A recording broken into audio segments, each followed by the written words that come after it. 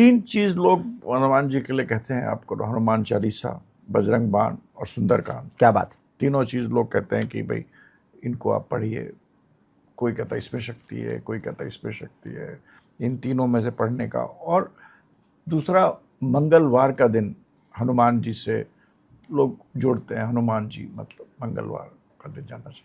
तो इसका क्या अभिप्राय है और आप इसकी क्या मतलब? कभी कभी इन प्रश्नों पे बहुत मुस्कुराहट होती है शंकर जी, इसलिए क्योंकि लोग कहते हैं कि भक्ति के लिए हनुमान चालीसा, श्री बजरंग बाण और सुंदरकांड, रामचरितमानस पढ़ना चाहिए।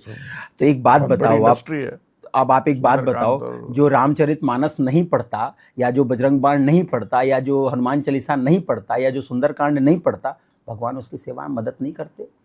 आपने कभी गज और ग्राह की कथा सुनी है, जहां उस घड़ियाल ने हाथी का पैर पकड़ लिया था, बाद में शुरुआत में बाद में भगवान विष्णु ने उसको बचाया?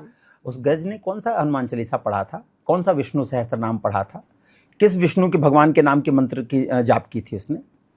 अगर आपको पता, शायद हो सकता है मैं ना जानता हूँ, मैं ज्ञानी हूँ, मैं मूर्ख हूँ, आप कभी उन महापुरुषों से पूछना किसने कौन पढ़ा था उसका।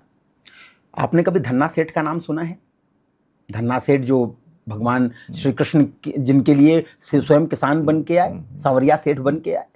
याद रखना, कभी भी भगवान ये नहीं कहता कि तुम, अरे अगर यही कहता तो हनुमान जी ने ही जो शब्द लिखवाए हैं तुलसीदास जी से, वो साफ सिद्ध करता है कि पूजा जप तप नेम आचारा, नहीं जानत कुछ दास तुम्हारा।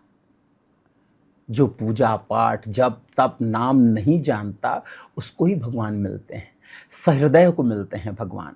मीरा जब तक कहती फिरी मेरे तो गिरधर गोपाल दूसरो ना कोई, तब तक मीरा की बात नहीं बनी। लेकिन जैसे ही मीरा को एक सदगुरु मिले कबीर के रूप में और उनसे एक नाम मिला, तो मीरा ने, हमारी आपकी बात नहीं है, मीरा ने अपनी बायोग्राफी में लिखा है कि वस्तु अमोलक दी मेरे सदगुरु, अब कृष्ण कृपा कर अपनायो, अब पायो जी मैंने नाम रतन धन पायो। उसके पहले भी वो भक्ति करती थी, लेकिन अब उनके भाव देखिए कैसे बदल गए।